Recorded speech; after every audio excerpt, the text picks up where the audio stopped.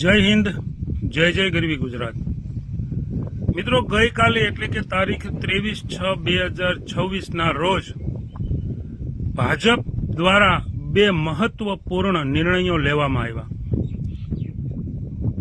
એક નિર્ણય અતિશય દુઃખદાયક છે અને બીજો નિર્ણય ભાજપના વોશિંગ મશીનમાં ધોવાઈ ગયા એટલે ક્લીન ચીટ મળી ગઈ એવો છે।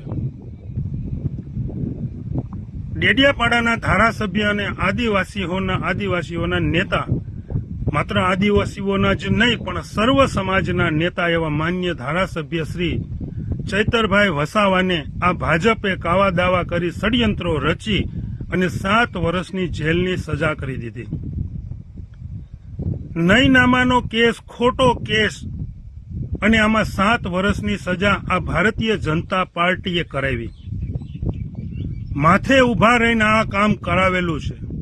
બાકી ન્યાયતંત્રએ તો જે કાંઈ નિર્ણય આપ્યો એ શિરોમાન્ય છે, પણ આ ભાજપ હવે ગોખલાઈ ગઈ છે।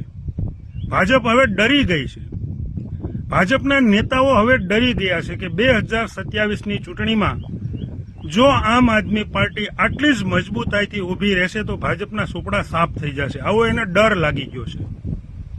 એટલે એક તરફ લોકોના કામ કરતા લોકોના મસીહા એવા ચૈતરભાઈને 7 વર્ષની સજા ફટકારવામાં આવી અને બીજી તરફ પાટીદાર અનામત આંદોલનમાં જેમની સામે રાજદ્રોહ જેવા ગંભીર ગુનાઓ ખોટી રીતે લગાવવામાં આવ્યા હતા એ કેસ પરત ખેંચવામાં આવ્યા।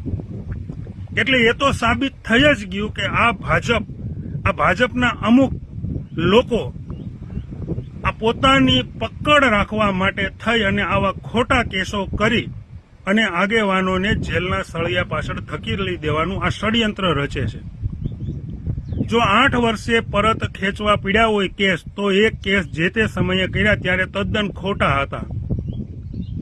ખોટો કેસ હોય તો જ ખેંચવો પડે, જો સાચા કેસ હોય તો 8 વર્ષે એનો ન્યાય થઈ ગયો હોય, પણ આ ખોટા કેસો એમને પરત ખેંચવા પડ્યા અને પાટીદાર અનામત આંદોલનના જે ચહેરાઓ હતા એને ગઈકાલે ક્લીન ચીટ મળી ગઈ। એટલે કે ભાજપે પોતાના કેસ આ ભાજપની સરકારે પાછા ખેંચી લીધા, ખોટા કેસો। એવી જ રીતે માન્ય ચૈતરભાઈ વસાવા ઉપર પણ ખોટા કેસો કરી અને અત્યારે જેલના સળિયા પાછળ આ ભારતીય જનતા પાર્ટીએ ભ્રષ્ટ શાસનને ધકેલી દીધા। તો મિત્રો, એટલું જ કહેવું છે કે આવનારા સમયમાં આ ભારતીય જનતા પાર્ટીના અમુક લોકો પોતાની સત્તા બચાવવા માટે, પોતાનું જે કાંઈ ભ્રષ્ટાચાર થયો છે, પોતાએ જે કાંઈ પાપો કર્યા છે, આ છુપાવવા માટે આ ઈમાનદાર આમ આદમી પાર્ટીના નેતાઓને એક પછી એક આવા જ ષડયંત્રો રચી અને જેલ પાછળ ધકેલી દેશે। પણ કાંઈ વાંધો નહીં, તમે તમારું કામ કરો, અમે અમારું કામ કરશું। ચેતરભાઈ અમારો હીરો છે। ચેતરભાઈ આખા ગુજરાત માટે, આખા ગુજરાતની જનતા માટે કામ કરી રહ્યા છે, તો ચેતરભાઈ માટે અમે પણ અમારાથી થતા બધા પ્રયાસો કરવાના છીએ અને ચેતરભાઈને જેલની બહાર લાવીને જ જંપીશું। તો જનતાને પણ આહવાન છે કે આ ભારતીય જનતા પાર્ટી, આ ભ્રષ્ટ ભાજપ આવા ષડયંત્રો કરી અને લોકોને અથવા તો આમ આદમી પાર્ટીથી ડરી ગઈ છે, એટલે આમ આદમી પાર્ટીના નેતાઓને, આમ આદમી પાર્ટીના આગેવાનોને પોલીસનો ડર બતાવી અને આવે 7 વર્ષની સજાઓ આ ભાજપની સરકાર કરાવી રહી છે। તો જનતા હવે જાગે। જો જનતા હજુ નહીં જાગે તો આવનારો સમય ખૂબ ખરાબ આવવાનો છે। અત્યારે તો આ આગેવાનો લડી રહ્યા છે જનતા માટે, પણ જ્યારે આ ભાજપ આ તમામ આગેવાનોને જેલની પાછળ ધકેલી દેશે, સળિયા પાછળ ધકેલી દેશે, ત્યારે સીધો વારો જનતાનો જ આવશે। જનતા જ પીડાવાની છે, કારણ કે આ લોકો કોઈનું સાંભળવાના નથી। માત્ર ને માત્ર જેના ગળામાં ભાજપનો ખેસ હશે એની જ દાદાગીરી, એની લુખાગીરી, એનો ભ્રષ્ટાચાર, એ જે કરશે એ બધું સત્ય હશે અને સાચો માણસ, ખેડૂતો, મધ્યમ વર્ગ, ગરીબ માણસો આ બધા કાયમીને માટે વધુમાં વધુ પીડાતા રહેશે। એટલે જનતાએ જાગવાની જરૂર છે, આની સામે અવાજ ઉઠાવવાની જરૂર છે। ભારતીય જનતા પાર્ટીના લોકો પોલીસનું દબાણ અને આ જેલના સળિયાનું દબાણ આપ્યા સિવાય એમની પાસે સામે ચાલીને આવવાની હિંમત તો છે જ નહીં। અત્યારે જગ્યા ઉપર આંદોલનો ચાલી રહ્યા છે। ખેડૂતો કેટલું મોટું આંદોલન કરી રહ્યા છે, ખેડૂતોને તકલીફ પડી રહી છે આ વીજ પોલને હિસાબે ખેડૂતોને ખાતરની લાઇનમાં ઊભું રહેવું પડે છે, ખેતરને નકલી બિયારણ ધાબડવામાં આવે છે, ખેડૂતો ઉપર પૂરો અન્યાય કરવામાં આવે છે. એમ છતાં પણ આજે ખેડૂત જાગતા નથી. જો નહીં જાગો તો તમારી આવનારી પેઢીને ખૂબ પીડા ભોગવવી પડશે. એટલે આજે તો આ ચેતરભાઈ વસાવા ઉપર આ અન્યાય થયો છે. આ ભારતીય જનતા પાર્ટી, આ ભાજપે ચેતરભાઈને ખૂબ સારી રીતે ફસાવી દીધા છે. પણ કહેવત છે ને કે ઉપરવાળાના ઘેર દેર છે પણ અંધેર નથી. આજ નહીં તો કાલે સત્તા પરિવર્તન થશે ને થશે. ત્યારે તમે ક્યાં જશો? સમય સમયનું કામ કરશે. ભાજપ વાળા કહે છે ને કે કાયદો કાયદાનું કામ કરશે, એમ સમય સમયનું પણ કામ કરશે.